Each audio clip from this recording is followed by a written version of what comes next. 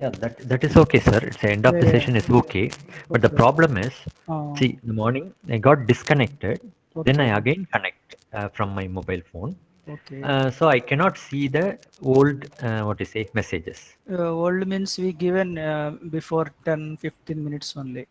Yeah, At the that end is of what. session So only. if right now, if I disconnect and connect again, Okay. okay, then I can't.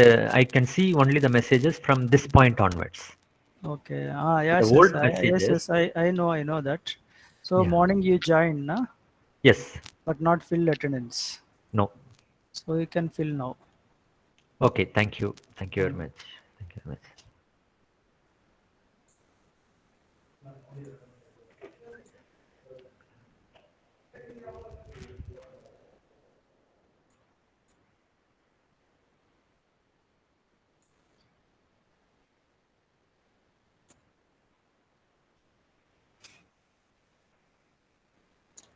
Next session is on introduction to data sciences by Mohammad Suhail.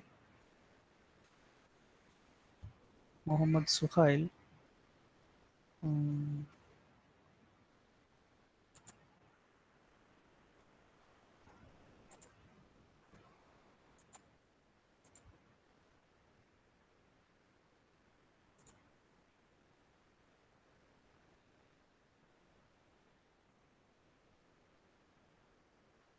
is a technical manager in artificial intelligence in Standard Chartered Global Business Private Limited, Bangalore. Soon he will join so that we will start the session 3.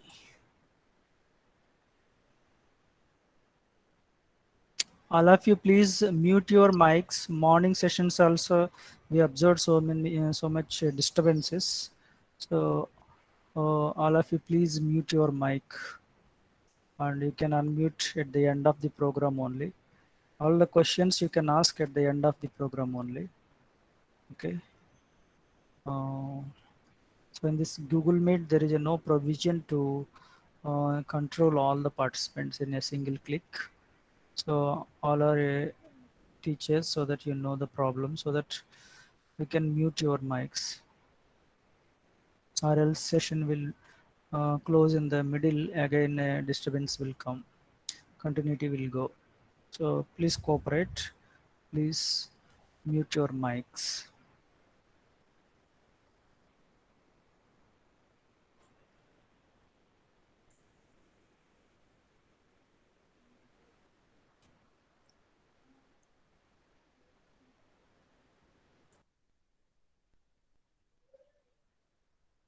Kumar sir, Suhail already there.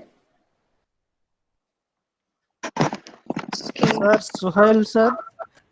Hello. Hello, sir joined na?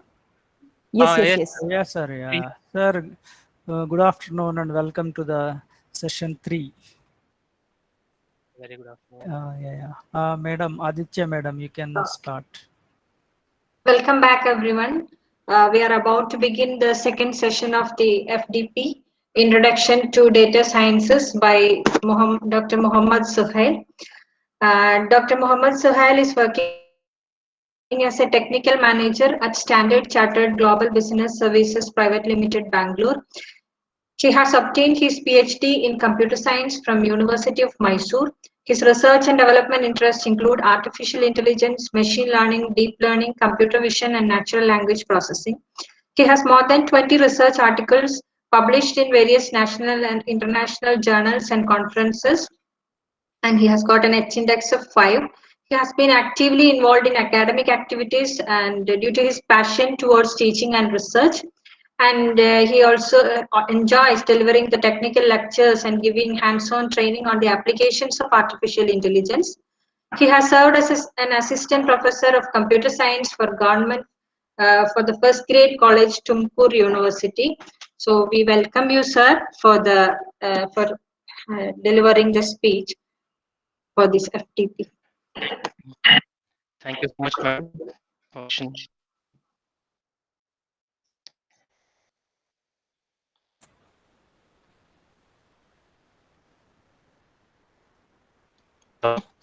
Yes sir, start sharing. Yes. Madam, sir, can you hear me? Yeah, audible, clear. Yeah, okay. So I've shared screen. Can you see the slides? Yes, yes, sir. Uh, Start. Dr. Suhail, I'm Has feeling a someone? voice break. Having voice break. Okay.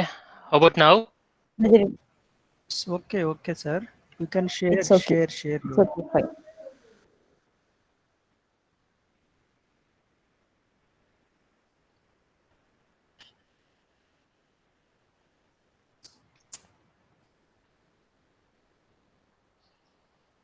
Let me reshare my presentation also. Yes, sir. Yes, yes.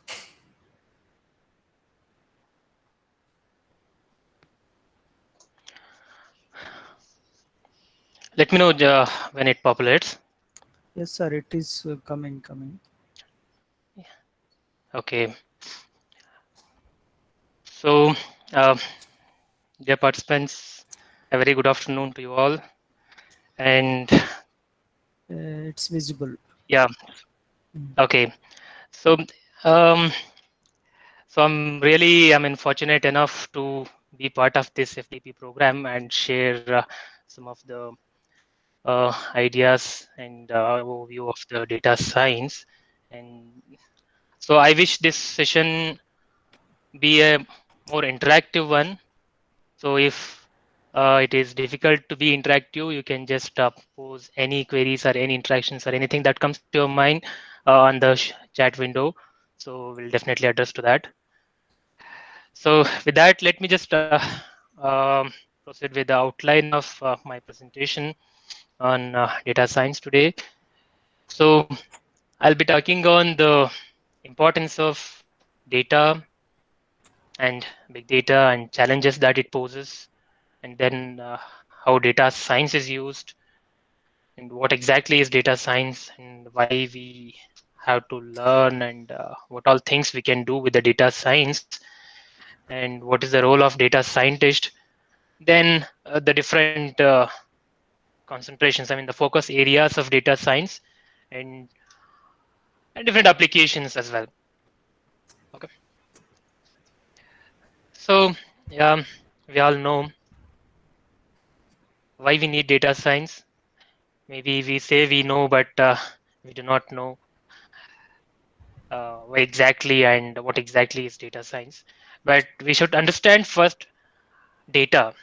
Then only the science comes first, because we are trying to apply science on the data. So what is this data that we're talking about, right? So we have abundant data around us, okay? But when we speak about uh, the data science, we talk about, or we worry only about those data which is in digital form. Okay. So when you think of a data which is in digital form, I think you might get lots of sources or lots of um, thoughts in your mind that, okay, this is also their data, this is also digital data.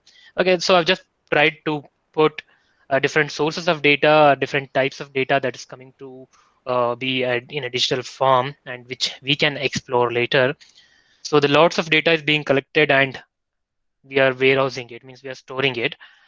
So some of the obvious and important types of data are as follows. As you can see, it is web data, right? We are very well connected to the internet now, as you all know. So any website that you try to browse, or that you try to use for your maybe personal use or official use, okay, for learning or for everything that you use, so the data will be generated, or you will see some data from the websites, or website maybe collecting your data as well. Okay. Say a simple example for web data is e-commerce data, where you will see a lot of e-commerce websites, and data on the e-commerce sites is one side, and on the other side, the data of the customers who are using those e-commerce sites. That's an abundant data, some for somebody to, I mean, study, analyze, and interpret, then make some useful decisions based on that. Okay. So coming to the fintechs, so financial transactions, the credit and debit transactions that you make. Okay, I mean, you use your credit cards. So in what all ways you're using your credit cards, in what all aspects you're making use of your credit card. So that shows what you are, right? So that come to the point. So this is also again a data. And online trading and purchasing, social network. Social network is a very huge data. So as you might have experienced, because if you just take an example of Facebook, so the there are billions of users on Facebook. Okay, so there is um, very huge data on such social networking sites. Okay, so which is of very high value, but that's not directly available. So hope you agree with me. So yeah, so we now understood data is all around us.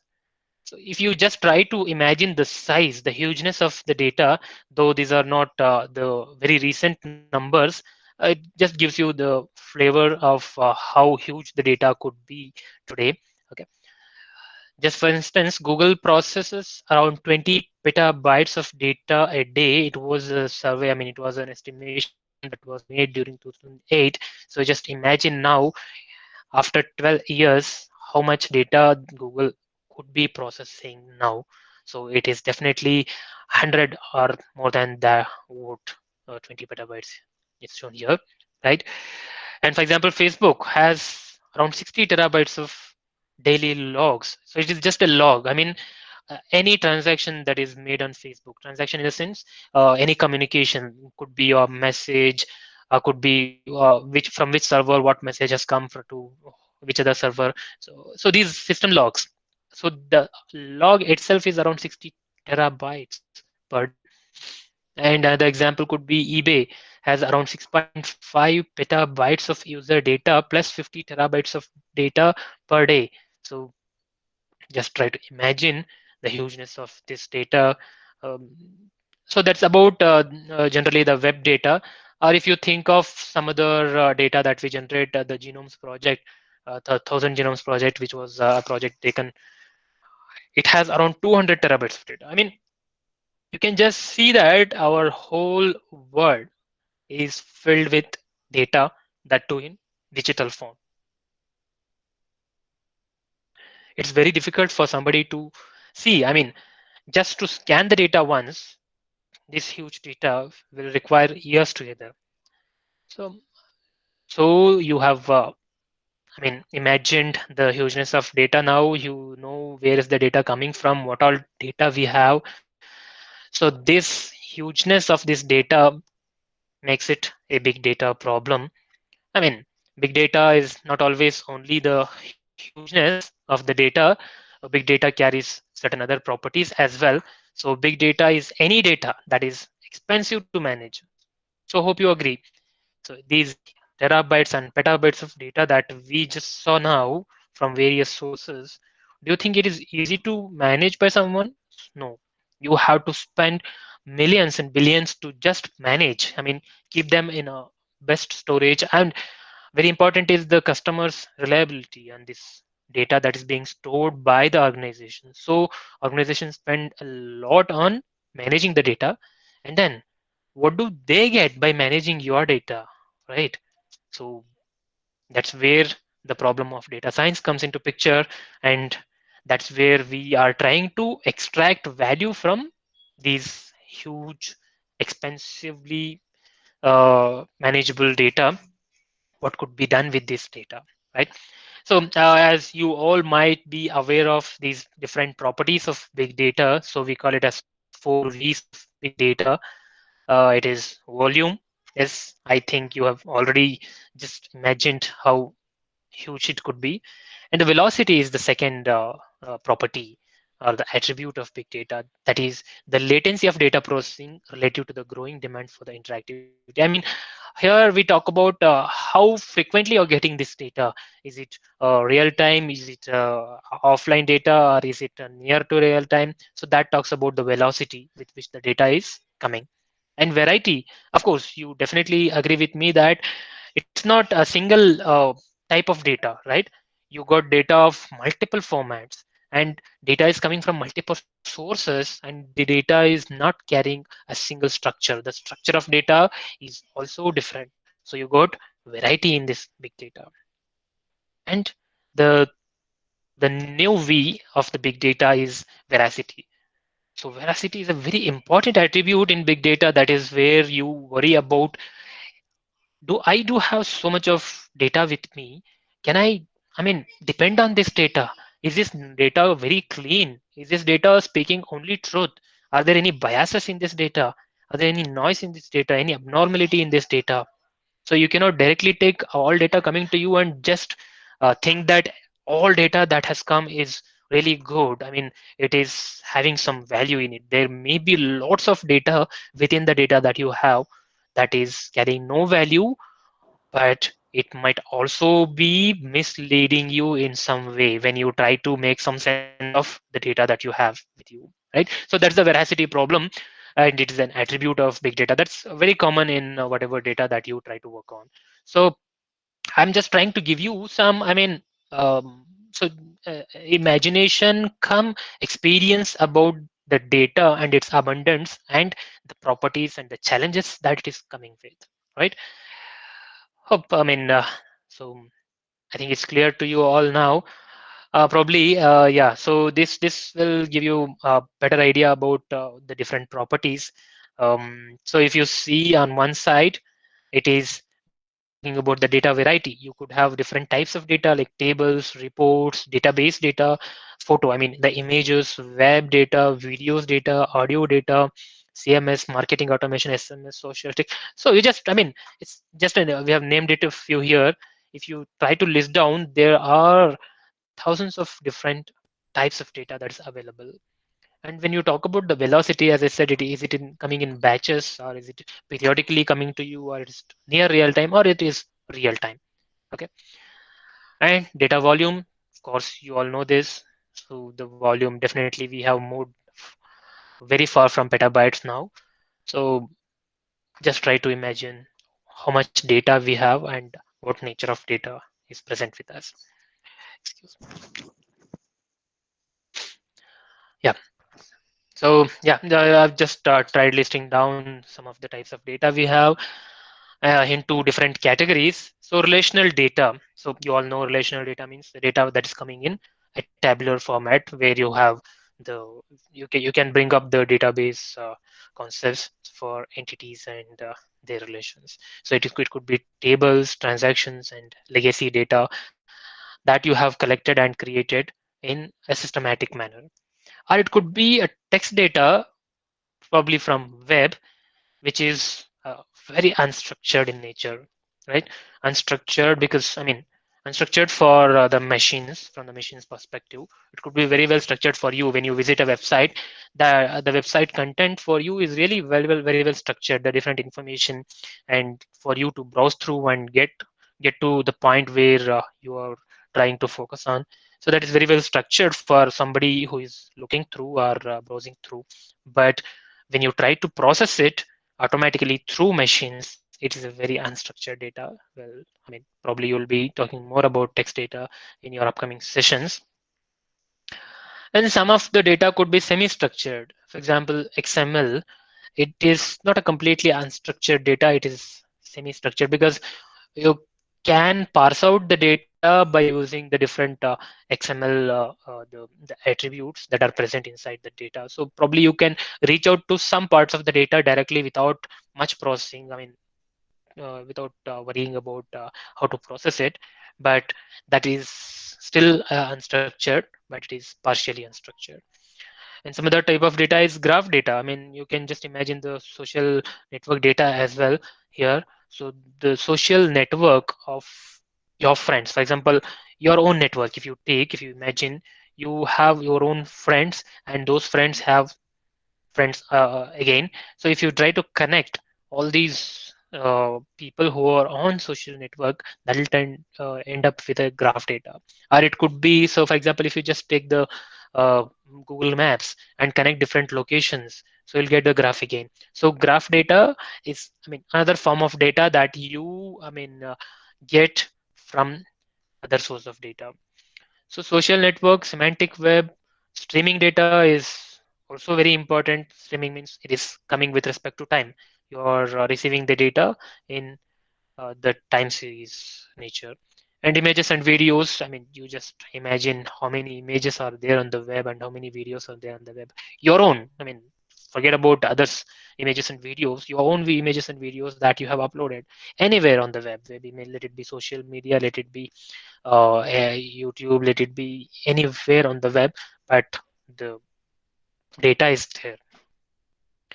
Can you afford to scan the data at least once? That's a very challenging question. But yeah, so you may ask me, yes, we do have all this data, and there are systems which are managing this data, and some of the data we are consuming, some of the data they are consuming from us, from our uh, browsing or from our usage of the web, maybe, or from usage of some other system on the internet. They could be gathering our data and they are storing it. But what to do with all these data? That's a very important thing. That's where we are trying to focus on. Some of the obvious, I mean, at the higher level abstraction, I just tell you that you can do aggregation and apply some statistics on such data, right? Aggregation means try to group the data, see what all grouping is possible, and come out with some combined decision of each group, and think of studying some statistics on top of such aggregation. So that's just possible on the data warehouse, on the data that you've collected. Then indexing, searching, and querying.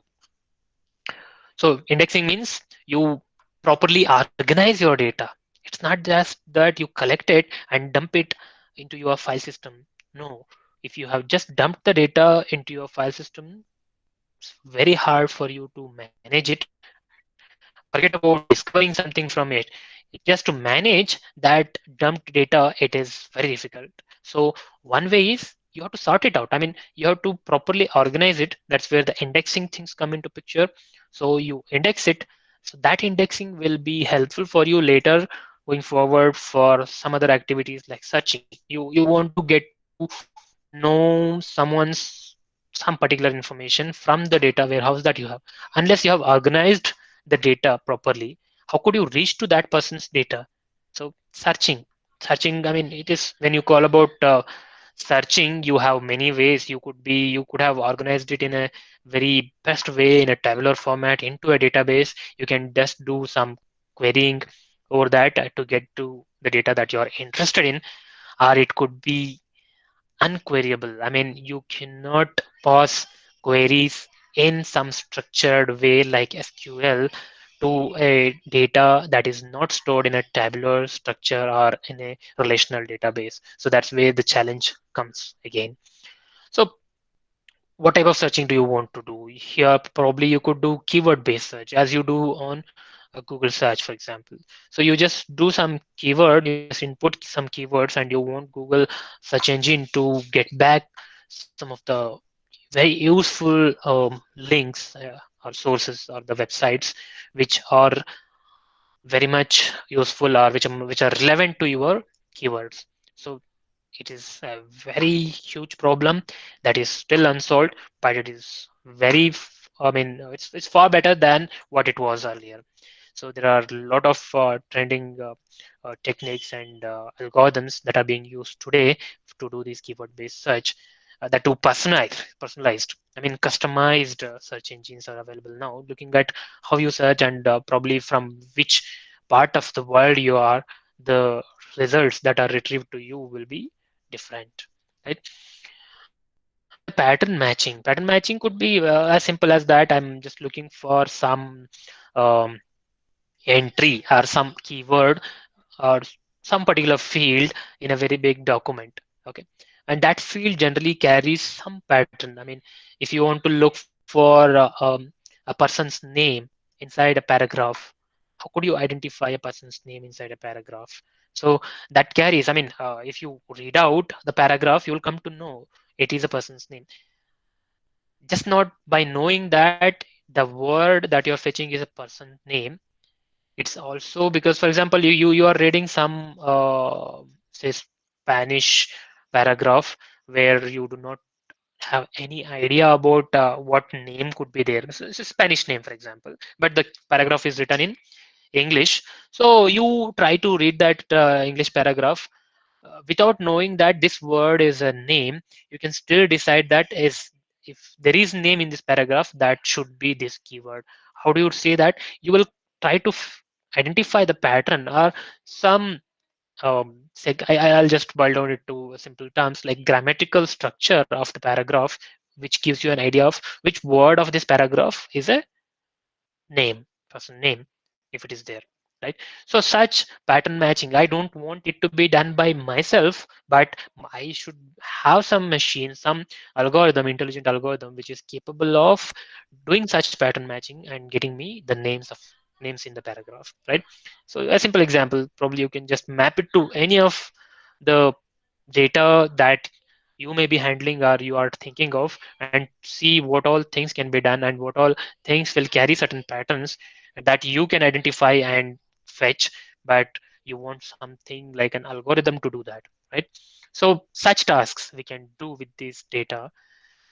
And knowledge discovery, okay, this is ultimate that we want to do with the big data or whatever size of data that's with us.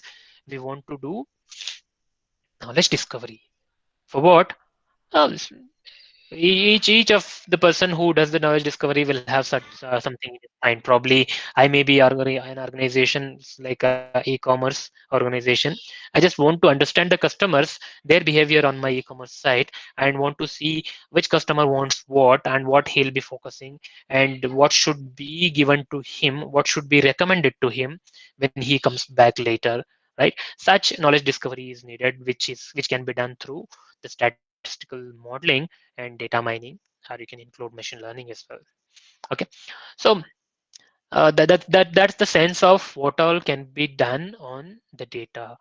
But if the data was very small, very easily manageable, okay, and static in nature, you could have done it very easily by yourself using simple rule-based engines. But the data is abundant with it is not static, it's a dynamic data coming in mostly sometimes real time, and it is huge, and there is a lot of noise. You cannot rely on the data directly, so that are posing the challenges in designing such systems. Okay, so let's try to combine big data and data science together and see the potential, I mean, problems and potential things that can be done. So data scientist or data science carries sexiest jobs. I mean, very um, fascinating jobs presently. Okay, it was said then 10 years ago, but today it is true that data scientist or data science are, there are many names that are given. Okay, but though strictly speaking, there are differences between what each person does. But collectively, you can think of all of them as similar, though not same, right? So statisticians is, I don't think that is true now. Not only statisticians, it is mixture of statisticians and engineers together, and the scientists, right? So the US will need around 140,000 to 190,000 predictive analysts and 1.5 million managers. I mean, the analyst managers by 2018. This was estimated in 2011. Okay, so just imagine if it is 2018's prediction, how what could be the requirement now. So anywhere you see there are courses on data science, there are degrees, there are PG diploma courses, there are online degrees on data science or AI, machine learning. So that shows the importance of this field and the job that is there on the job market for these fields, and that is also possible only when some research is done on such areas, because ultimately it is research that drives any science. So there are a lot of problems, open problems that you can address, which are being addressed and which are posing very high challenges for this research scientists, and they are doing really well there. I mean, past 2 years has been a very big breakthrough in terms of say NLP, the natural language processing area, because of introduction of lot of groundbreaking algorithms now. Okay, so new data science institutes. So this was what I was telling you. There are a lot of courses, and there are institutes which are being opened and created for the purpose of data science, and there are new degrees as well, right? So that gives you a flavor and idea of how much is the importance this data science is carrying. So ultimately, in a vague way, okay, there is a data, there is need for analyzing this data, which creates some value, which could be used in multiple ways depending on why you are trying to interpret that data. But ultimately, if you try to give some definition or a proper way of saying what data science it is, you can just put it in this way. A data science is an area that manages, manipulates, extracts, interprets. I mean, you have everything here. I mean, you not only directly extract and interpret information, you also have to manage the data, manipulate. You cannot directly use the data in its native way, native form. So you have to manipulate it, then extract certain information out of it and interpret that. Once you have the information, interpreting it and getting value from that interpretation is really important, right? So data science involves all these tasks, roughly saying. So there are many definitions given by many people, but no definition is proper and no definition is right. You cannot say that this is the correct definition. All are correct and all are relevant to the definition of data science. So I've just tried to give you a few definitions. Data science is a multidisciplinary field of study with goal to address the challenges in big data. Somebody says who is very focused on the big data, but though the data is big or small, definitely you have to apply science on it and get to see what value you can extract. So data science principles applies to all data, not only on big data, right? So somebody say that theories and techniques. So data science is a set of theories and techniques from many fields. I mean, it is from multiple disciplinaries, which are used to investigate and analyze a large amount of data. So it is the investigation and analysis of the data is very focus of data science. So for what reason? To help decision makers in industries such as science, engineering, economics, politics, finance, and education, and you can include many other industries as well. Not only industries, I mean, you can just say they are the different the consumers of data. So for them, they have to make certain decisions. So for them to make decisions, they have to interpret this data. That's definitely not possible unless somebody does some processing on that data, right? So when you talk about the different fields and disciplines that are involved in this data science, so you can bring it broadly into these three categories, which is computer science, okay, which is mostly the dominant area of people who are working on data science, okay. But earlier, when you call about data science, mostly statisticians used to work on it and a group of mathematicians. But say that all these three things are very essential. I mean, one is definitely a handicap without the other. Mathematics alone, which gives you the modeling, will not become entire data science, which cannot be interpreted, which cannot be implemented unless you have computer science. And statistics is very essential for many of the interpretation and many of the algorithmic modeling, right? So these three are the very important fields of data science, which somebody should be good at whenever he tries to work or explore data science. Okay, so when you talk about computer science, particularly, it is the different fields of computer science like pattern recognition, which is there for more than 100 years now. So pattern recognition, we have been doing it. There are fancy names now. You can need some called machine learning or artificial intelligence, but though there are differences, but altogether, ultimately, we try to do pattern recognition only. So visualization, so it's part of computer science. Data warehousing, so part of computer science again. It's how to manage this data, how to store this data. Okay, high performance computing to handle the big data problem and serve these models and algorithms. Whenever you want to serve or give the data to these different models, it is not possible if you just have a simple personal computer, right? So it is through a very huge connected set of computers, or you can call it as computing clusters or high performance computing systems or supercomputers in some other sense. So this is again one more important field of computer science that is essential. Databases, of course, and artificial intelligence altogether, I just say even pattern recognition, they overlap in many ways. And mathematics, it is definitely heart of any modeling or anything that you try to do on the data. Okay, so statistics is really important because you do the modeling of some problem, you try to solve some problem on the data. So that's where you bring in the statistics. You just try to see that if you are just doing some aggregation, okay, some distribution matching, see that what are the different properties of the data. Statistics is the one that gives you an overall idea. And many of the optimization, every algorithms, excuse me, so that we use, they rely on statistical concepts. Okay, so I just say these three are the very important fields of study for someone to work in data science. Hope so far is clear to you all. Yeah, this is just a picture to show you how multidisciplinary data science is. So you can just see the different terminologies over there, which are getting overlapped with data science. See, machine learning is to do something with data science, data mining is there, knowledge data discovery is there.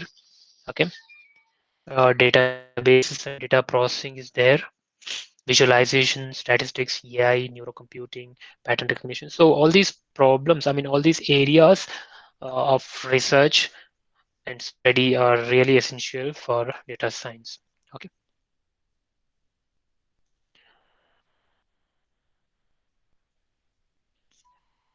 So for someone to work in the data science domain, these these are the different fields that he should be aware of, and he should be very well versed with.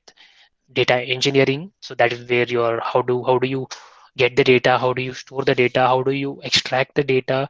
I mean, uh, when it is big data problem, so that's data engineering field. And scientific method, different algorithms, math, statistics, advanced computing, visualization tools and techniques. You should have some hacker mindset. Hacker mindset, it is definitely in a positive sense. How do you get the data? You should imagine, you should see something beyond what is visible to you. That's where the hacker mindset comes into picture. And domain expertise is certainly needed. Domain means the the domain of the data, from which domain the data is coming to you. You try to see from that domain and try to interpret. So it's not that you are from a pure computer science background and you are handling some data of some finance. So you do not know what data it is unless you know the finance domain, correct? So you should have certain domain expertise, or you should have someone from that domain experience who is helping you to interpret that data, right? Yeah, so this is the simple examples of real life. As I said, companies learn your secrets, shopping patterns, and preferences. It's very true, and we all know that everything that we use in our mobile phones, the smartphones, or computers is connected to internet. You just use any of the apps, Android apps or iPhone apps. So they are all connected, very well connected to the internet, and those are being monitored, right? Monitored not in a bad way, in a good way. So to give you better experience, to give you the best possible uh, usage of their website or application, correct? So what they try to do is they observe your pattern of using that application over some period of time, and they'll get to know you. It's obvious, right? If you are with someone for say 2 3 years, you'll come to know his hobbies, his likes and dislikes, correct? Where he goes most frequently, which places he likes, correct? Which products he uses. So these are all learned by someone who is staying with somebody for 2 3 years. So in a similar way, if you're using certain application for some time, so definitely when someone sits and looks at your usage of that application, they'll come to know, okay, so if he is purchasing that, then definitely he's interested in it. And uh, that might hint him to recommend you something else which is also equally important for you. When you have purchased product A, product B is also equally important for someone who has product A. So in that sense, they may recommend you the product B. So probably you might not have thought that yes, I would need product B also, but when you see the recommendation, you'll think for a while, oh, is it also needed for me? Then you'll come to make some decision about that. So out of 20 people, if 10 people decides to purchase that product B also, that's an additional advantage for that company. That yes, without his interest of purchasing that, we have sold this item to him. How? Because we have monitored him for his browsing history, for his purchasing history, right?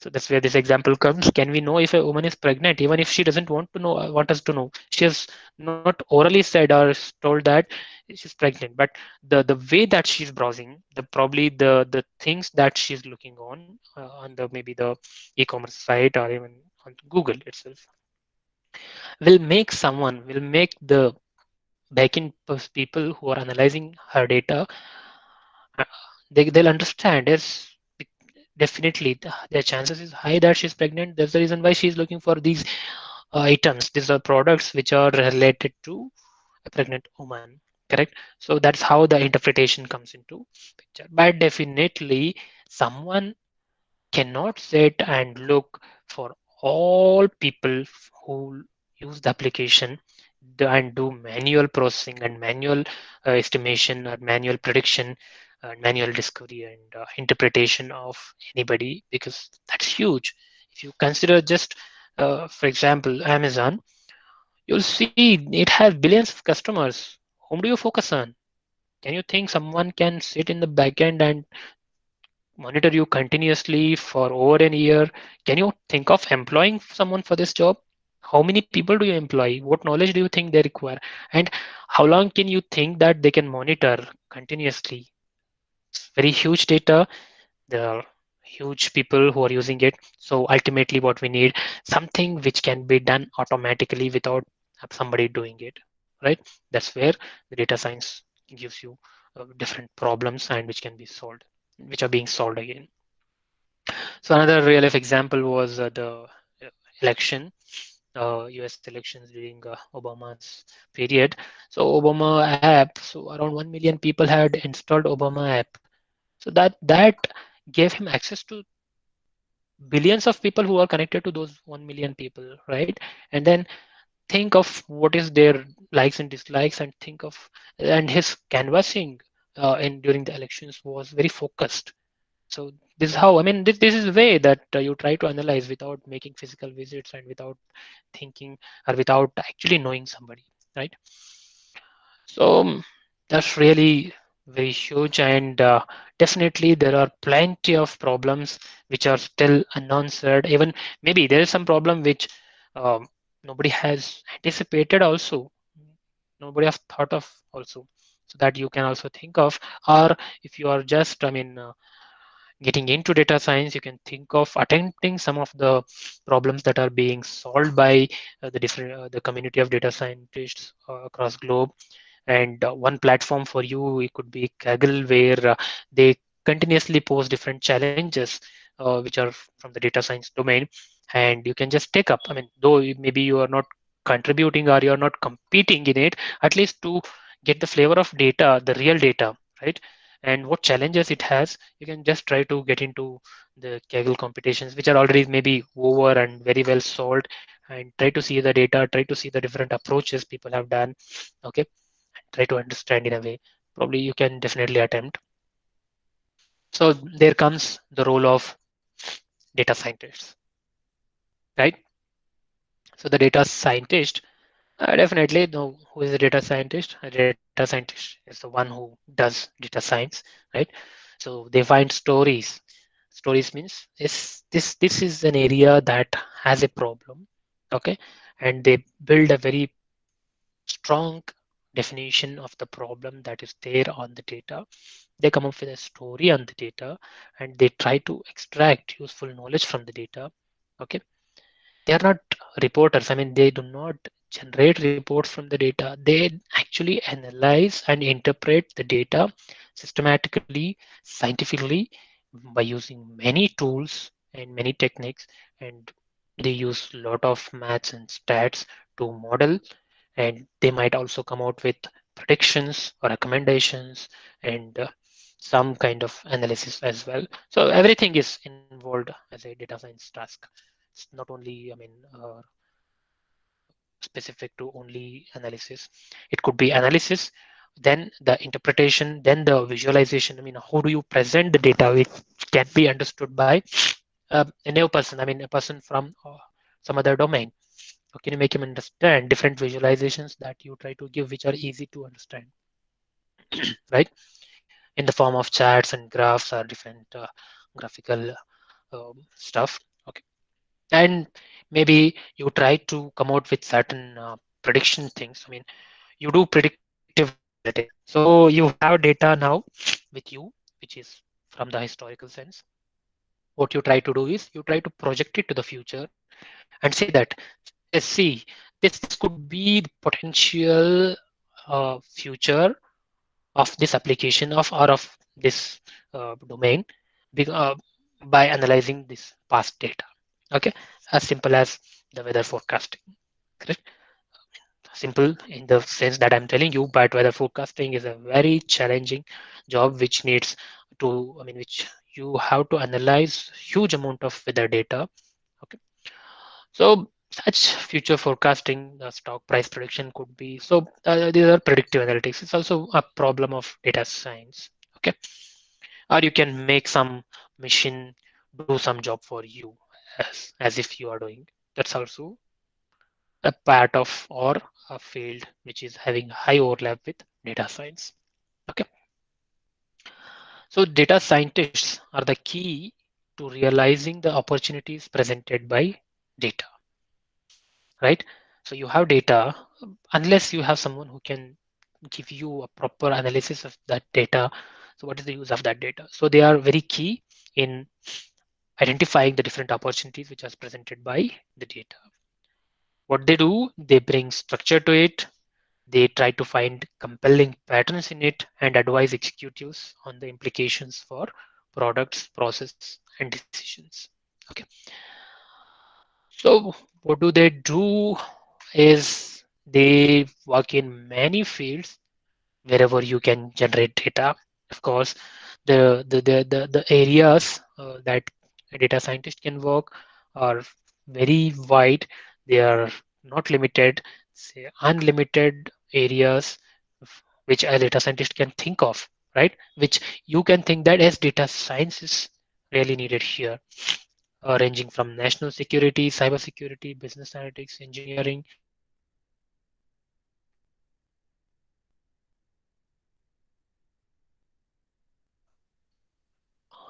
what I've been uh, focusing so far is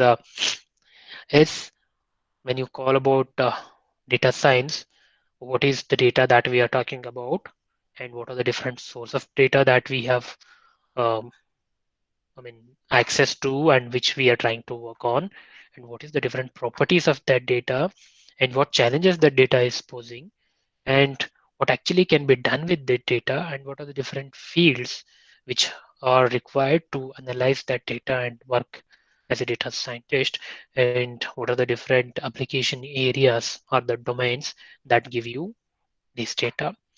So now the focused concepts in data science will be coming from mathematics, applied statistics, and you need solid programming skills in any one of the standard, I mean, the very well used the data science programming stuff like R, Python, Julia, SQL definitely is needed. So you also need a knowledge of data mining and database storage and management and machine learning and discovery. So um, I would say they are related in many sense, in many ways. Okay. So somebody who is a pure developer cannot do data science. directly without learning other parts of the skills and the knowledge related to data science, like at least the mathematics and the statistics, and also the machine learning. So these are all very much essential. Altogether is very much essential for someone to work in data science. So at least one of the programming skills like R and Python is really needed. Okay. So yes, when I talk about, okay, so now we have data, we know what data science is and what all can be done with data science and why do we need data science, the different application areas and data scientists, their roles. Now, if you focus down to, okay, what is the systematic way or what is the process in which somebody can do data science, right? Though it is not a very standardized one, and maybe some steps in it may not be needed for some data, and there could be some other additional steps which are also essential in some other type of data. But more often, this is a standard process that anyone will follow to work in a data science, means work on a data science problem. Okay, so it starts from the real world, right? You have the real world data which is collected in its raw form. Okay, you have to find out a way to process this data. So when you call about processing this data, it could be like reading that data properly and modifying the data and its nature, correct? So a lot of such things are needed in data processing. So do you decide whether it is a processed data directly that we have or it is still a raw data. So you have to do a lot of processing here. If you have done a better processing, then you can definitely do better modeling later. So think of what all processing is needed for this raw data that is collected from the real world, keeping in mind the task or the problem that you're trying to solve. So once this processing is done on the data, you will get a data which is in a processed way, I mean, which you can read and try to interpret. So then what we do is we try to clean that data. Why cleaning is necessary? As I said, the data, one of the properties of data is the veracity, which is noise in it, okay, unwanted information and the bias, misleading information, correct? So you have to avoid that. I mean, you have to filter such biases, noises, enhance your data. So that's where the cleaning process is very much essential. So you clean your data, right? After cleaning the data, you try to understand your data. Understanding in the sense you try to do some exploratory data analysis in this. So by exploratory data analysis, what I mean is you try to understand some of the properties of your data. Okay, so if this data is a structured one or unstructured one. If it is structured data, then okay, do we have different groups in it, right? Are there multiple groups in the data? Can I study the grouping? Okay, if there are groups, okay, what group has what quantity of data and what type of data inside each, and see the distribution of the data, visualize it and see how many samples do you have from each of the group, right? And what is the correlation among the different variables in the data, right?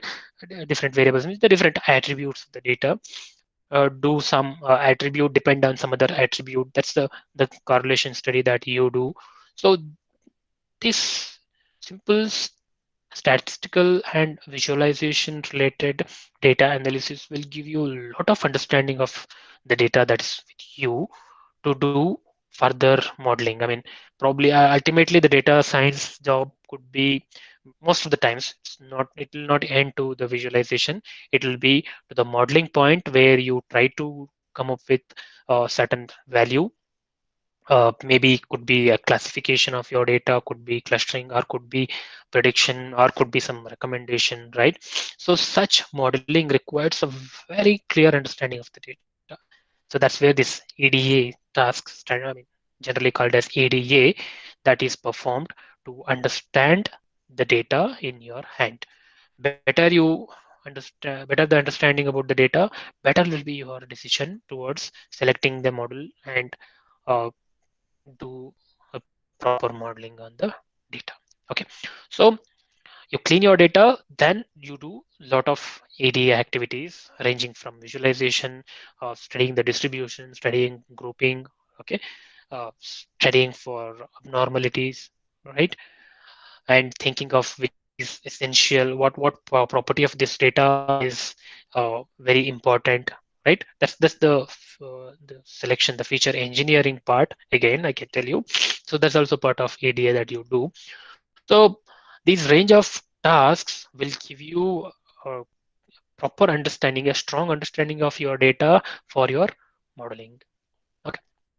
So now, once you have done many ADAs, then you have understood your data, then you move towards the modeling point. Modeling could be a machine learning problem. Say you may be doing a classification modeling where you're trying to come up with a system which does classification automatically. So that could be one problem you're saying, or it could be a predictive modeling job where you are trying to come out with a prediction algorithm which takes in this data, predicts some variable. Okay, could be as I said, weather or a stock price. You can just relate to many of the problems that is in your mind. Okay, so once you have done this modeling, so this is a very important stuff. So you will communicate and visualize those results of your modeling, and ultimately the decisions could be made, or you can generate a product out of your modeling. So that becomes a data product. So again, which is given back to the real world.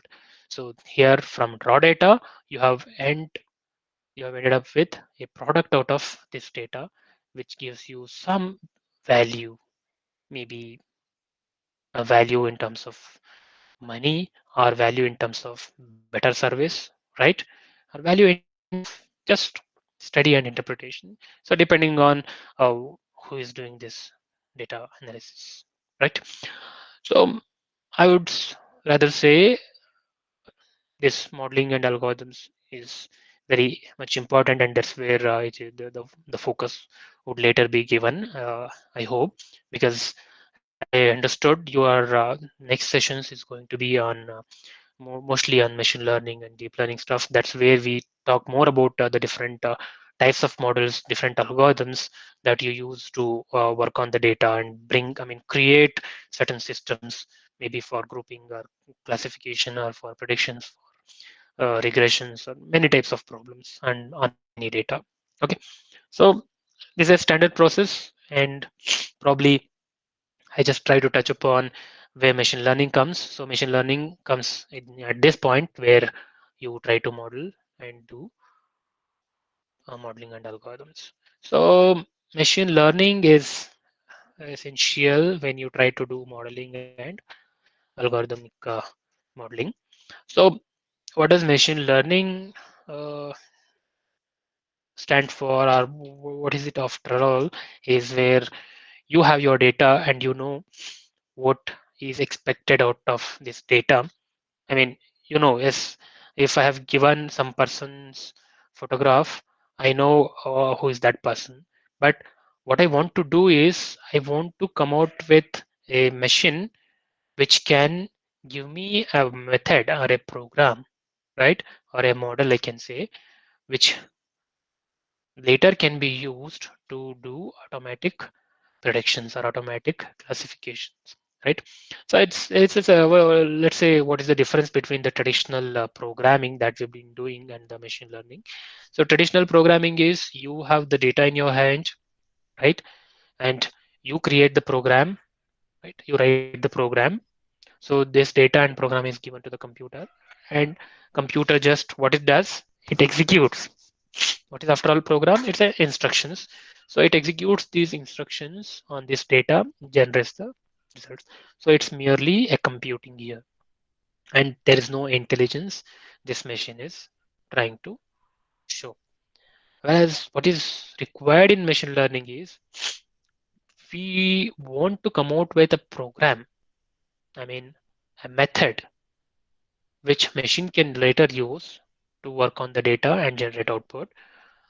So the program that I want should be decided or arrived by the machine itself by looking at the data and output. The data and the corresponding output. I see, yes, I'll give the machine, yes, this is the data what I have in my hand, and this is what I'm expecting.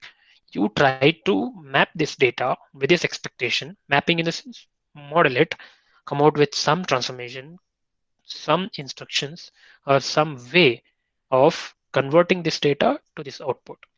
Okay, what is that? Ultimately, a program. You generate a program, you generate the instructions by yourselves, you generate the model by yourselves from this data to this output. Okay, if I give you this data, this output should be generated by you. How do you do that? You think of it. So that's where the machine tries to learn. So more you have the data with you, which you show the machine along with the output, more it learns. It's as if a kid is learning. You show that, see, this is a tree. You don't explain that, okay, tree means it is having a large trunk and there are branches, there will be leaves in it. Okay, so you just show the kid this is a tree. You also show some other type of tree and you call it as tree as well. Then the kid tries to learn, okay, my father has told both of them are trees. Then it thinks, okay, what is the common thing between those two to call both of them? Probably say a tamarind tree and a coconut tree. Both are trees, but appearance wise, they have a lot of differences. But still, you are able to say that both are trees. What is the uniqueness? What is the commonality between these two to call them as tree only? So that the kid learns. And what is that is differing from these two when compared to say a building? You call something as building, which is building is different from this tree.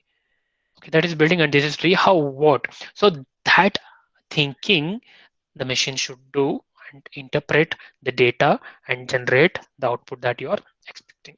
So this is where the mapping is studied, and that is where it is called as modeling in our machine learning terminologies. You call it as model building.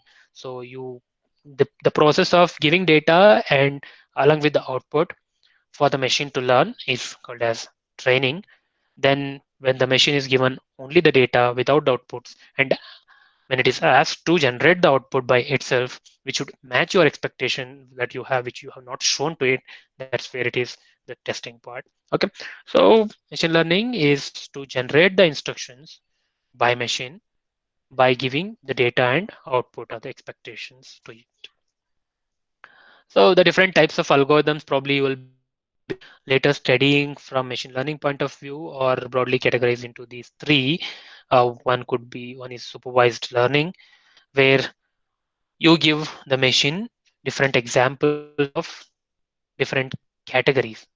So supervised learning is where you know that, okay, I have three class of data in my hand, okay, in my problem.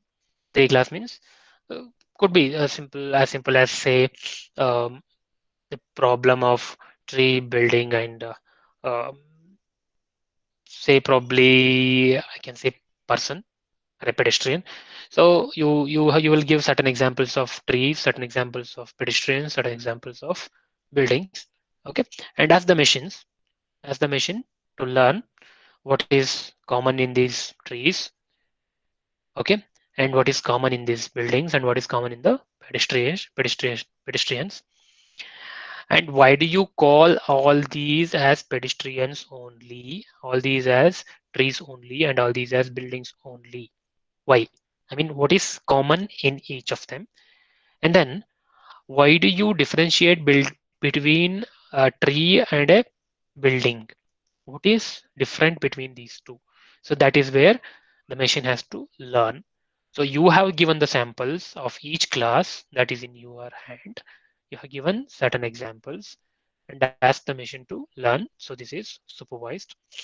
In some other sense, because this is more difficult for you, you have to collect the data. Along with that, you have to label them. Okay, this sample is a tree. This sample is a building, right? So you have to label the data as well in case of supervised learning.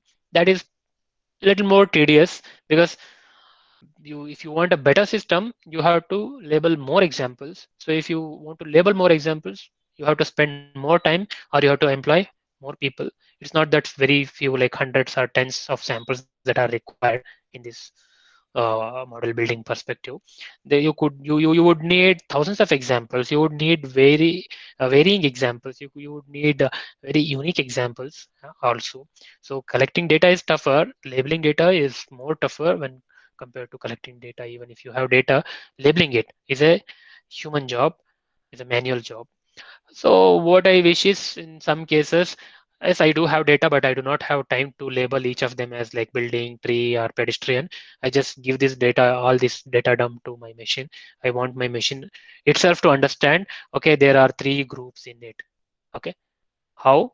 Study the samples, look at which are close, which are far, I mean, by their nature, which do carry common properties, which do not carry common properties, and try to think of grouping it. Probably I would say group it into three groups. That is what the best I can do instead of sitting and labeling. I say to the machine, I want three groups here. Sit and study which is the best way to group our data samples into three groups. So it is depending on the perception. I definitely agree because somebody looks it in some other properties way. So I may take the height of each sample. So tree has certain height, building has certain height, pedestrian has certain height. Based on the height that I've seen, okay, some of the trees and buildings get may belong to a single group because those heights are similar.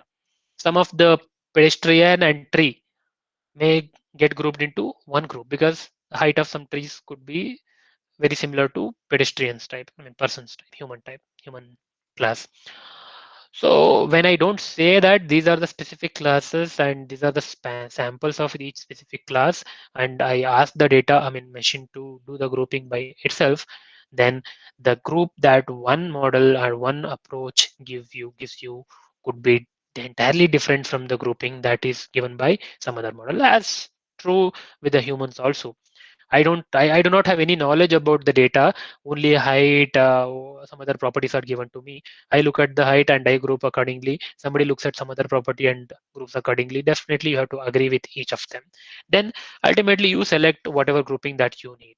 So that's again some other type of machine learning problem which is grouped under unsupervised learning, where you do a lot of clustering and dimensionality reduction activities. So there is a problem between these two. So definitely supervised learning is easy for machines, and that's going to be more focused approach, more focused model that is given to your problem because you have given the data labeled and you have asked the machine to learn why these are three different categories because of what properties.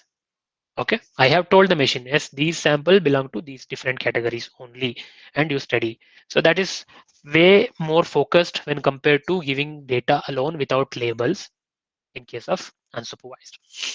So here, depending on the perception, you'll get the grouping, and depending on how effectively you have extracted the features, you'll get the grouping.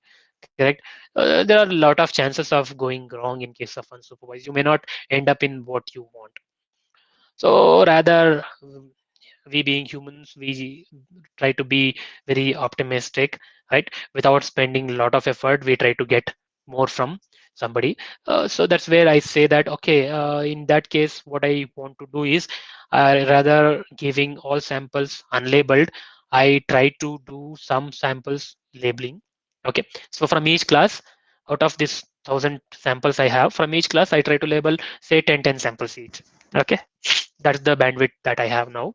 So I give you 10 labeled samples and remaining 900 or so unlabeled. Then you try to build. Okay, so that's again a different approach where it is not completely unsupervised, not completely supervised. It is a semi-supervised problem. Okay, as you can see here, so these rectangles are all unlabeled, and these uh, red dots and cross marks and stars are all labeled. So I'll give you certain labeled, certain unlabeled. You try to work on the data. Now that's semi-supervised. So your ML algorithm generally they are grouped under these, one of these, and there's one more category called reinforcement learning. Though that's also a possible way. So yeah, probably this will be better when you'll get clear idea of the entire machine learning system model when you try focusing on the machine learning concepts later. But to give it a very brief and very high level focus onto it, I just say you will have a problem which is a modeling problem which requires machine learning. Okay, you do some data pre-processing there, you do some normalization, you do feature selection. Ultimately, you try to convert the data which has come from the real world problem. You try to convert that data into a structured representation, okay, which we call it as a feature matrix or data matrix later. So that depending on whether the data is associated with the labels or not, means you have the data, whether each sample in your data is labeled or not, that decides which way to be used for the further modeling. If it is unlabeled, you will go with grouping the data, right, by machine itself. So that's where your clustering comes into picture. Then cluster the data. Think of each clusters as your labeled data now. Work out with a classification. That is the supervised model. You train your model, right? Then train your model means you give your data along with the labels of each samples and ask the machine to learn the dependency or the mapping between the samples and their labels, and you try to test your model. Test in the case in the sense that you give the data now, means again the samples, but you don't give the labels to them. You ask the machine to predict those labels. If it is a classification, predict the class labels: tree, pedestrian, building. Predict for each of the test sample that you give. Then check out if you have obtained satisfying results. I mean, whether the labels generated by the machine are up to the mark, are okay for you. If that is okay, then definitely you can go back to the real world by your solution, or that can again be repeated with different way. Means you would rather see different features or you would apply different normalization, right? You would either select different classification model, or you may do the training on a different data set or a different training set. See, you have connection back to each of these steps. So you can come back to any step from any step when you see there is something wrong with the current step. See, if testing has gone wrong, you may come back to training and do better training. Or even if you feel that okay, what, even after doing a lot of training also my test results are not okay, then you can come back to selection of a different classifier, correct? Or you may ultimately come back to the clustering, or you may go back to the features itself, correct? So this is a cycle, but with many loops inside, right? I hope this will be put very nicely in upcoming sessions for you when different ML algorithms are dealt. Okay. So I just wanted to say machine learning is a very important part of the overall data science, because apart from machine learning, other parts of other steps in the data science are more well defined, right? But you have to ultimately have some domain sense and experience to work with even those steps as well. But machine learning is a very critical step where you have thousands of algorithms.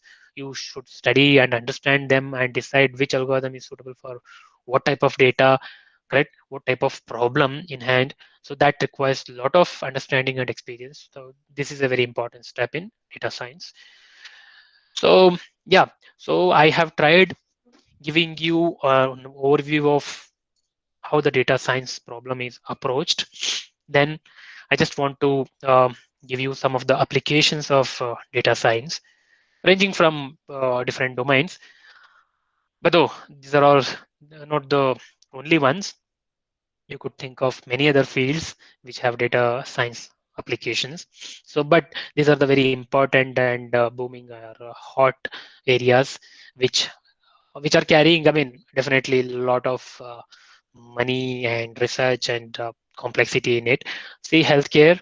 So it's a, though rather than calling it as a problem with uh, um, finance related thing, it is something to give back to the society where you can enhance a lot of healthcare activities by doing data science. See, from medical image analysis, you might have now seen there are a lot of applications that healthcare sector is using, ranging from automatic analysis of say X-ray, CT scan, PET scan images for disease-specific anticipation. I mean, the analysis. So they are used as recommender systems now. I mean, the doctor is recommended, or it is a supplementary tool for doctors most of the times. So which gives some secondary opinion to the doctor himself by looking at the images or the samples. So drug discovery. So earlier drug discovery used to take lots of effort and time, but now with the help of data science, drug discovery has the time taken by the people uh, who are working in drug discovery area has been reduced to lot. And bioinformatics, virtual assistants. So in healthcare, if you look at the transport sector, so you might be amazed with the concept of self-driving cars. See, definitely self-driving car is really an innovation of the century, because self-driving is very tough. I mean, you just imagine the different activities that you do when you drive a car. Your all sensory organs are up and working, and they are in better sync. Your legs are in better sync with your hands, and your eyes, your brain, correct, your ears. So when you hear something from the backside, you automatically do some other actions without even seeing it. So they are very well working. They are coordinating to each other, syncing up. So if you think of automating that, see, you got vision, that is through computer vision activities. You got signal processing, the audio processing maybe. So that's again a different thing, correct? You might have to read some signboards, signals in front of you. You might have to detect the different objects in front of you, correct? That you do seamlessly without taking much time in real time. But when you think of some system which has to be embedded in a car, it's not something supercomputer which is given to you along with your car. It has to be a very smallest device that's capable of doing all these, right? You cannot employ a supercomputer inside a car, or you cannot think of having a supercomputer inside a car. You cannot afford to that car as well in that case. So with less capability, more actions, ranging from computer vision, text detection, understanding. So I'm just trying to map it, right? Classification, even the noise signal processing, right? And many mechanical activities. So carries a lot of stuff, and all of them should work in sync, in better coordination, in real time. So that's why self-driving car is a very tough problem. And data is coming from multiple modalities. It is coming from the images, I mean the vision, or it could be coming from the audio, or it could be a text data, or it could be so even the scene could be captured in multiple sensors. So you could use your normal cameras, could be lidars, could be radar signals. So there's a lot of stuff involved, lot of data to be processed in such cases. So there's a huge challenge and opportunities in transport sector as well. So finance, there are a lot of applications. There are a lot of banks and financial organizations which are leveraging these technologies, the data science technologies, to handle their data, to make their products better, to give better experience to the customer, to reduce their cost, or to make better benefit. Okay, so that's about fintechs or manufacturing fields. There are a lot of manufacturing units, I mean, which used to have a lot of manual processing that's being automated now. And e-commerce, definitely, the recommendation systems on the e-commerce sites are really good examples of how data science is being leveraged in e-commerce, right?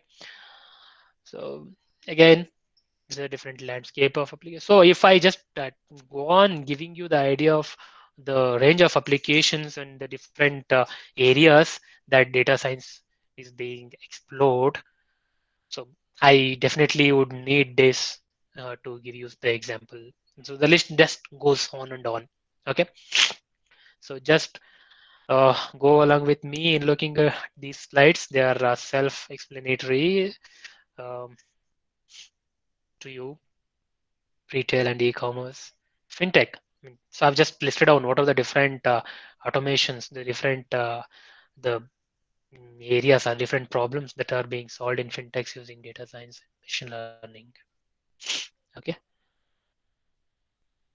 So whether and coming to the companies, so you now see, I mean, the very big brands, or you can say the huge uh, tech giants, which are Google or Apple, Microsoft, Amazon, Facebook, Intel, Twitter, right? They are all dominant in data science and AI. Okay, so the big companies means they are doing definitely a lot of AI and data science and machine learning. Okay, so when compared to any other company, so this gives you an idea of how um, important this field has become. And this figure also shows you the different startups these companies have acquired over time. That gives you a sense of the importance of doing data science. So these are the some of the references. Okay, yes, I totally accept that most of the content on these slides are not from me. They are collected and aggregated for this particular purpose. So I would rather ask you to visit these sources if you want those individual stuff. And definitely, I think I have given you the overview of data science, ranging from the data to its applications, right? And the process, different tasks involved. I hope um, it was uh, it served the purpose of this session. So I definitely would like to discuss if you have any of your clarity or any questions that is in your mind. So we'll take another 5 minutes or so to discuss on that. Thank you. Sir, thank you, sir.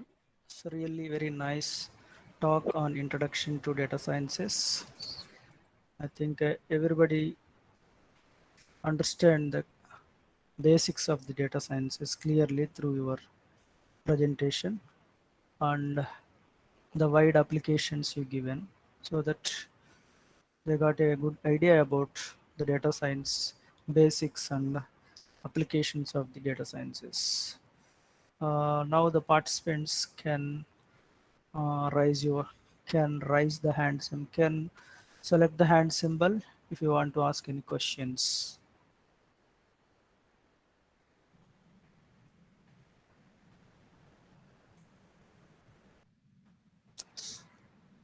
Morning session, somebody left because of his busy schedule. We Sir, stopped. here that is Dr. Samiran Banik and Kalpana Saha. Both Yeah, raised their hands. They can come. They can come forward. Please, yeah. Samiran So, Banik. sir, Samir, sir, you can ask.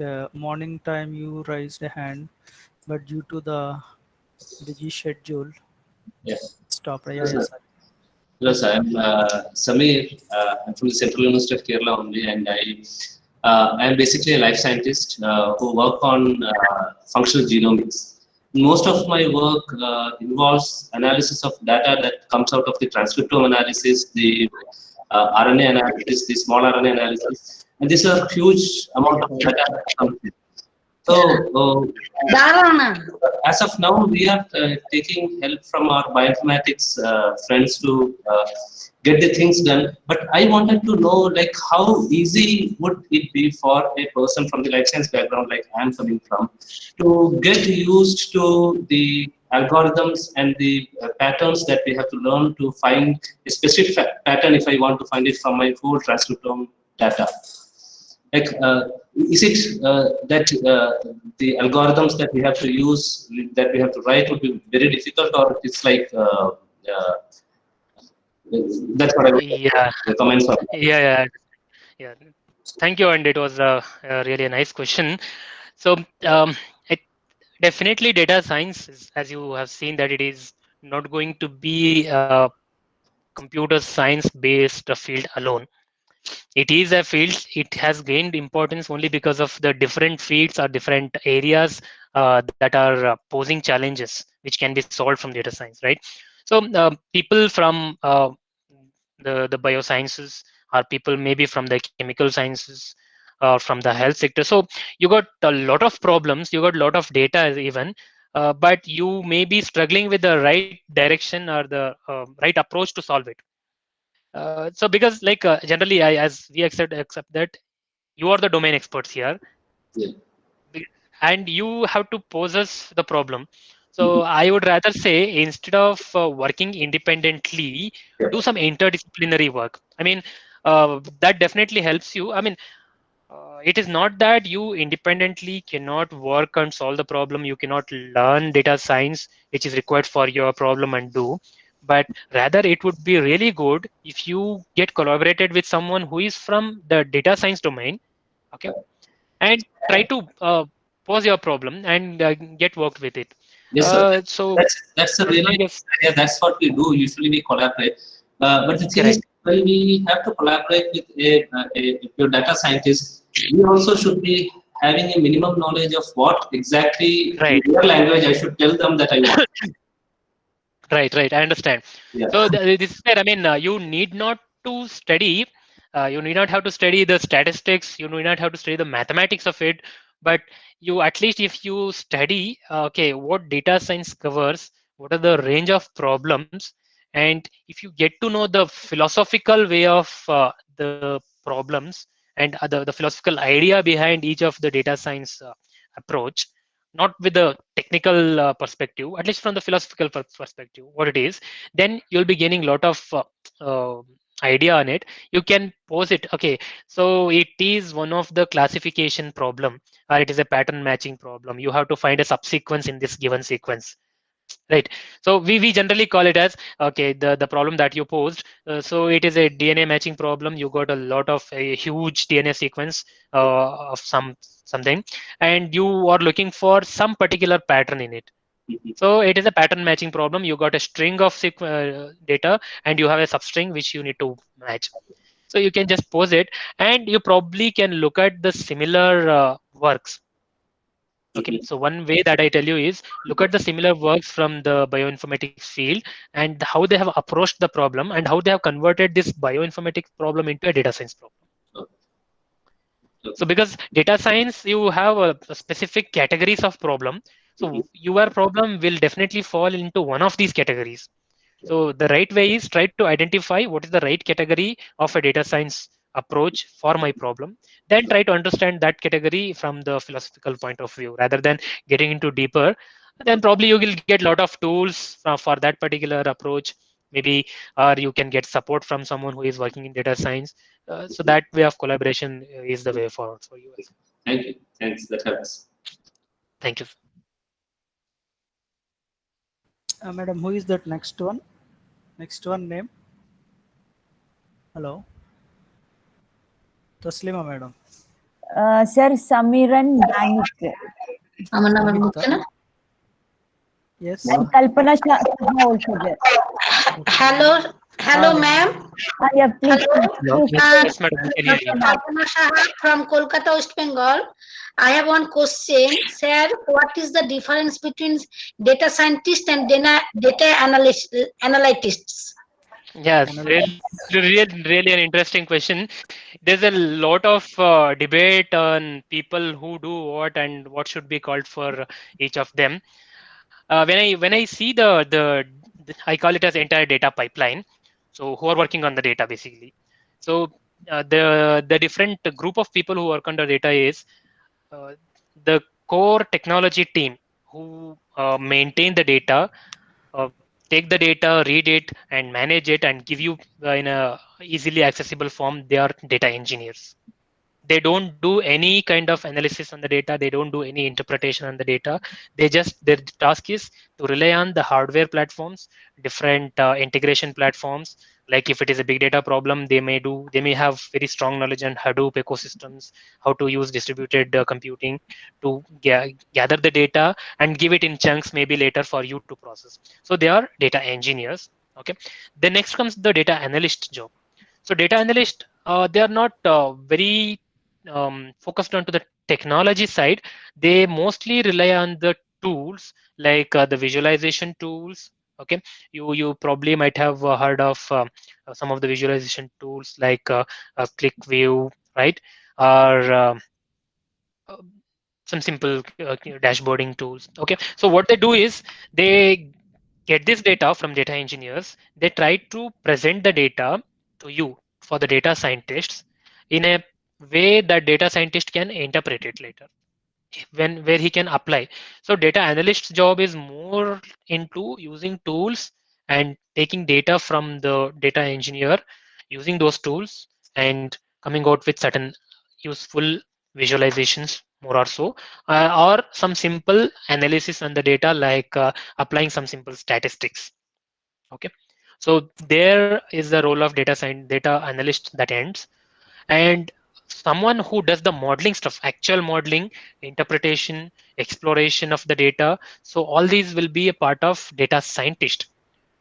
Okay, so there is a very narrow difference, or I mean, these are overlapping roles. So data engineer might also do data analysis job through his experience or his interest, or a data analyst might also be a data scientist. Okay, so with the experience, these roles can go further, and the ultimate role is the data scientist role. But in industry, most of the times data analysts turn to be data scientists later through their experience and the knowledge that they gain, or through the proper learning that they do.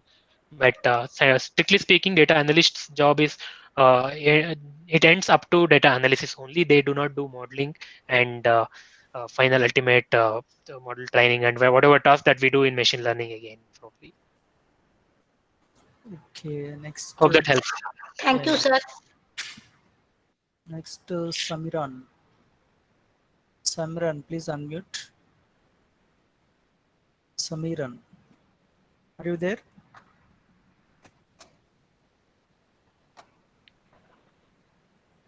Yeah. Sir, we can call Professor S. Babu. Professor S. Babu, morning also he raised the hand. Sir, Professor S. Babu, please unmute and ask the question. Hello. Yes, sir. Yes, yes. Hello, sir. We can hear you. Sir, I'm from Bhubaneswar, Odisha. Basically, last 10 years, I'm into business analytics. So, Right. what are the tools I can apply for the graphical and you can say, voice data to numerical processing and as well as the textual processing? Okay, so you say you need to understand the different tools. Yeah. For the business analytics. Generally, your data is in the text form. Text as well as a numerical form, but sometimes I get the data in the graphical form. Okay, so don't say much about the graphical data. So, but if you have the text data that is with you, generally, for the textual data, we use some of the tools like Spacey for doing a lot of textual analytics. Okay, so depending on the task that you want to do. Now, basically, what happens, I get the data like in the case, I mean, suppose you are designing the data into a graphical mode like a Tableau, through Tableau. Right. Okay. Right. So when you will receive those kind of graphical data, I mean, the visualize the data. So how again you can convert it into the numerical or textual data? As long as I understand, correct me if I'm wrong. So you get the data first, then you project it onto the tool like Tableau for your visualization, right? So generally there's a data. For example, you have just gathered the transactional data, and that the Tableau tool captures and gives you with visualizations like graphs, charts, different charts and graphs.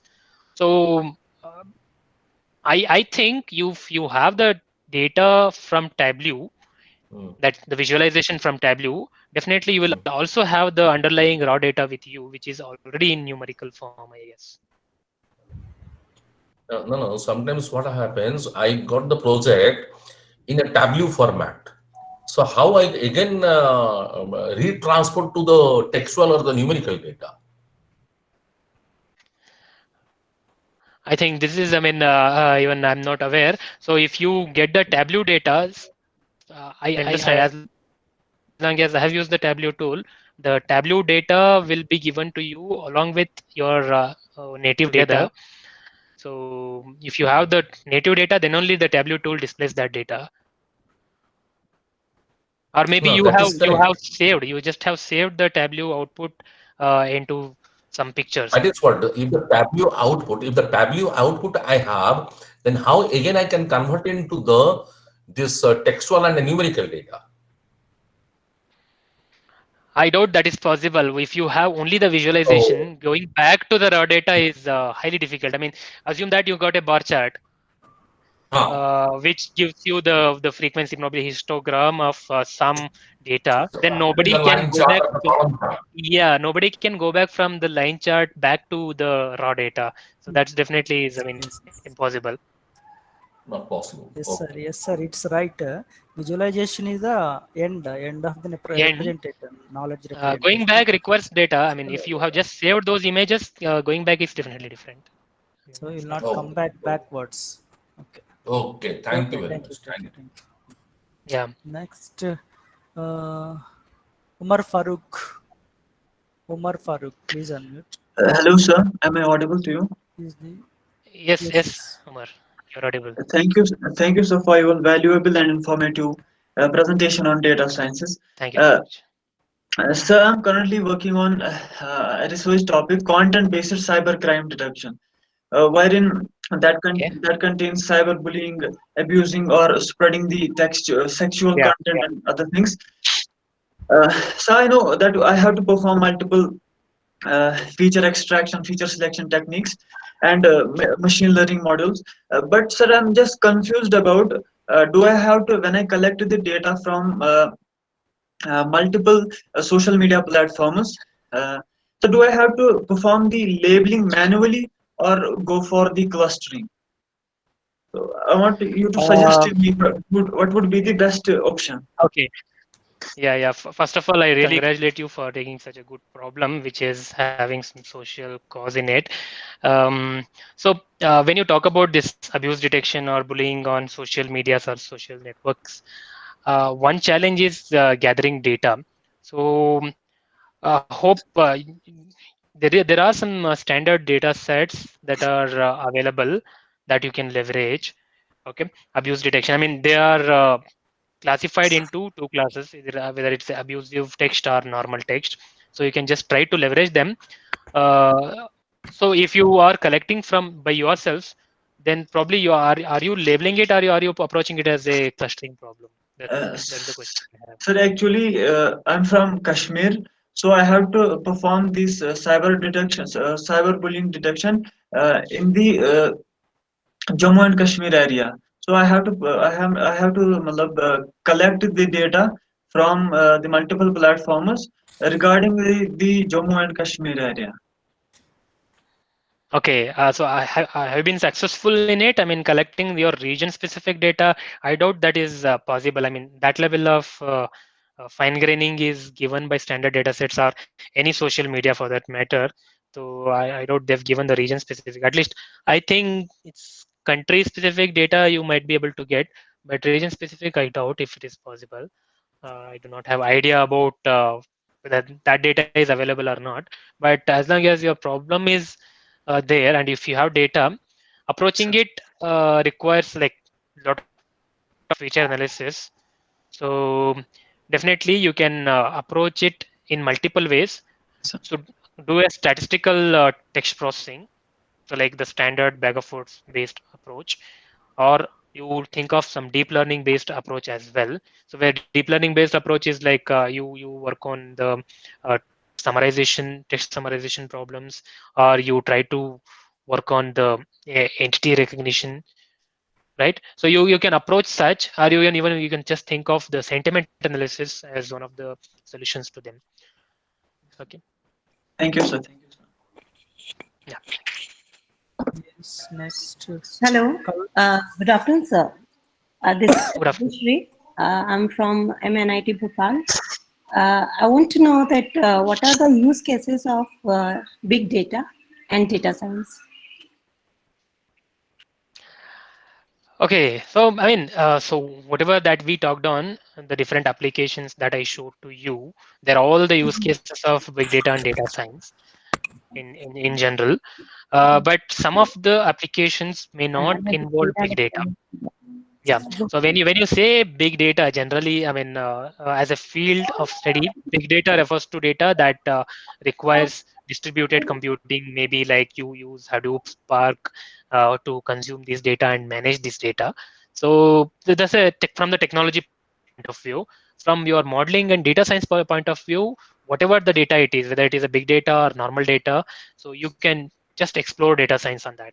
See, I'll tell you how it works is if it is data which is like there on your normal computer, then you do not need any big data tools like Hadoop or Spark. Okay, you can just work on your personal computer, get the data loaded onto your memory, and use your data science related tools, like you may be working in Python or R, right? So you can just approach the problem directly. But if it is a big data problem where you got the data not only present on your computer, but it is present on heterogeneous systems. I mean, multiple systems are on a cluster, maybe like you, it is there on the cloud. Okay, so it may be there on AWS cloud, or it may be there on the Azure cloud, or it could be there on your private cloud as well. So if it is a cloud data, then mostly if it is AWS cloud, definitely you have a lot of ways, which are, I mean, the managed services given by AWS that you can just leverage to use that data and work on the data science problem. But ultimately, when you speak about the use cases, big data use cases, instead of calling it as big data use cases, you can call it as just generally data science use cases. But when it is data, could be big data or your normal data. All the applications. Well, okay, sir. Thank you. Yes. Next, anybody is there? Any questions? Kalpana? Definitely, if I mean, they can reach out to me, sir. You can share Yeah, them sir. my Yes, sir. details. They can Please reach out. I'll contact be with. very Sir, more than happy to discuss. Sir Kumar sir, can I? Yes, sir. Mallikarjunappa, sir, please. Yeah. Sir, I am from the Department of Commerce, Mallikarjunappa Central University. Nice, sir. Thank you. We have some data in the PDF form. I'll tell you even what is the data that we are trying to analyze. These Yeah. are the mutual fund holdings in different companies. We Right. have about Yeah. 50 asset management companies, and each of them will have about 50 schemes, and then they will have about hundreds of companies holdings. But Correct. they give this data in the PDF form. It is not available in the text form or Excel form. Right. How do we put that into Excel form? Or if it is available in text form, we can. PDF or say Excel form it is. But in the PDF form, we are not simply able to use manual feeding the only option, or you have any other software tools that can help us? Yes, sir. Yes, sir. So first of all, I'd like to know whether that PDF, I mean, can you select the text on the PDF and paste it onto some word processing software like Microsoft Word? Yeah, that is, we can copy and then paste it, but Okay. that is highly Yeah. time-consuming process. Like I understand, sir. So just wanted to know, because like when you speak on PDF, there are two ways of having Yeah, PDF. One is like you have yeah, scanned yeah, the correct. document, a physical document, and obtained the PDF. That is more challenging when compared to a Yeah. system generated PDF. That what you told. So your Yeah. use case is more or less complicated compared to scanned PDF documents. So Okay. here, the simplest tool, I mean, you can just go with simple Python based. You'll get simple Python code that you can run to convert those PDFs into text, okay, or even Okay. into Excel. But the challenge is if you have tables in it. For Yeah, it is example, stable. It is stable. okay, it is, if it is tables, generally when you use simple approach to read that PDF and convert into text, generally that the table structure is lost to some extent. Oh, okay. So yeah, that is again depending on how difficult or how complex the table is. If there are simple tables without like you mean like I'm saying about tables with like rows spanning multiple columns or columns spanning multiple rows. So such complex tables. In that case, the Yeah, chances of losing it is information like actually you have columns. multiple columns, Correct. multiple rows. Yeah, columns, multiple columns spanning a single row.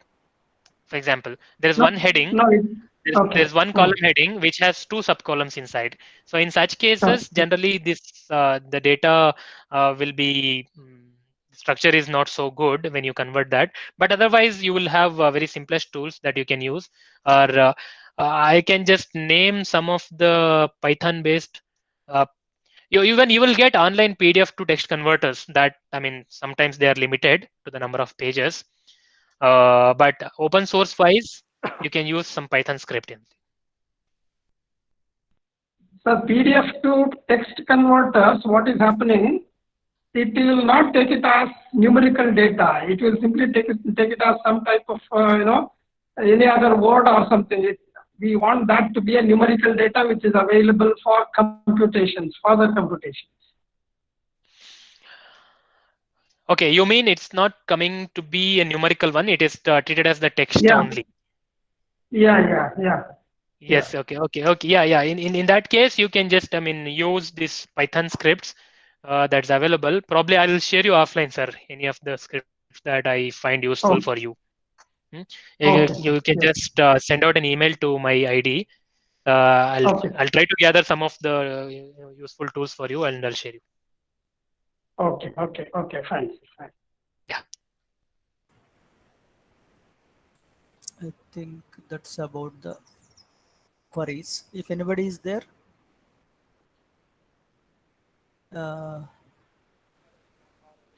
thank you, sir. So, Sir, yes. sir, this is Hariharan, sir. Okay. Yes, sir. Yeah. You Can I ask only one question? Yeah. Yes, sir. Please go ahead. Sir, I have been attending data sciences conferences and everything. I feel it is my opinion, actually, my own opinion, actually. Data scientists and other people who are learning data sciences are giving very less importance to interpretation, sir. Means in projects and we do the students projects and all, if we do collect data and analyze and interpret it, we give some findings and we give some decisions and suggestions. Is it Right. really happening in data sciences, or from the role of data scientist, actually, whether the data scientist is collecting data and analyzing and interpreting and giving the exact results which where the decision should be made? So thank you, sir. And Do I you would think rather the say question it is is more. clear? Yeah. I understood. I would rather say it's more subjective and problem specific task, whether you need um, the findings to be given in a correct, like the interpretable form. Okay, So more or so what happens, the data science applications, okay, so you might end up with having an application which has certain problem that is posed. okay, It is sir. not always the raw data, and there's something which you do not know that the context are extra. There is some Okay, specific requirement that is driven. Say, for example, I have huge e-commerce data with me. I want okay, to study customers' behavior, and based okay, on that, I want to recommend certain products to certain customer. okay, Just for example, So in this case, I do not need to come out with some interpretation of the data. Instead, I just have to come out with a tool based on my data science. So which can give you, like, for example, I just pose a customer's profile and his browsing history of over last 1 year on my e-commerce site. Okay. What I want from the tool is give me back some products as output, which can be recommended in some specific ranking. So I want some product A to Z to be given back for that person in ranked order, so that I can just display on my site whenever he comes and logs in. I can just show him, okay, so this product may be of interest to you. Okay. I cannot randomly show some product to him. I should systematically study his browsing history, his way of purchasing on my site, then only give. So that is the problem driven. In some other sense, what you said was it is not problem driven. It is I just want to generate some value out of the data. Correct. Okay. Means You in the might sense, have collected. in the Yeah. parallelly we can do some findings programming also. For example, what Sure, are all the things sure. the tools is ordered to do. Means as you said, it is ordered to do some interpretation. What I am asking is, I need some findings also, so that the further research can be made to by using the Certainly, findings. certainly. So the limitation or the difference is whenever somebody does this data science job Okay, in sir. industries, they'll have very less scope for reporting these findings and doing Oh, some research on okay, sir. top of Okay, that, sir. Okay, unless sir. it is a research lab. Okay, sir. If it is a As an R&D, okay, as an academician, definitely. I was really Yeah, interested to do as an this. academician, definitely. As an academic data scientist, you will definitely look for something which can be a research problem later for someone. So you just Is there any tool? No, give your is it? Is there any tool, sir, for reporting the findings and all? No, not like that. Is it? Is there any tool? I doubt. I mean, I don't think there is a need for this for any tool to report the findings. Instead, you have to come out with a properly drafted research article and get it. I Oh, mean, oh, oh, oh. Okay, sir. read Okay, by sir. the peer researchers and academicians, so that they can Thank you, sir. understand. Okay, this is somewhere I can do that. Thank you, sir. Thank you so much, Thank sir. you. Thank you, sir. Thank you.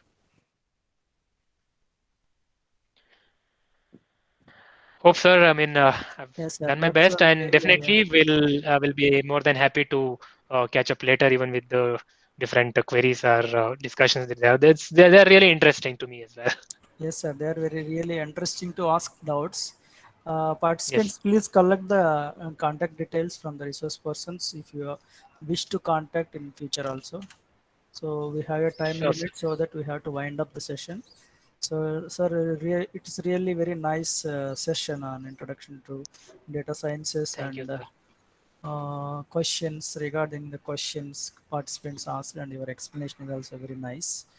And on behalf of the Department of Computer Science, our heartfelt thank you, sir, for accepting our invitation and delivering a good session. I think sir will come tomorrow also, so that we'll meet tomorrow, sir, Yeah, afternoon we'll try session. to Yeah, see sir. some demonstrations Yeah, and yes. tools. Second session we will Yes. meet. Sure, sir. That's only. If anything is there, with anybody, or else we'll wind up the session, today's session. Yes, Thank you sir. all. We can wind up today. Yeah, sir. Suhail, thank you so much. Yeah, Thank Thank you. you so Thank you. much, madam, and thanks for all the organizers for giving this opportunity. We'll yeah. definitely meet tomorrow. I'm more excited now. Thank you. Yeah, sure, Yes, definitely. sir. Yes, sir. Thank you. Yes. Okay, So, then. Bye. okay, sir. Okay, we'll wind up the session. All of you join tomorrow.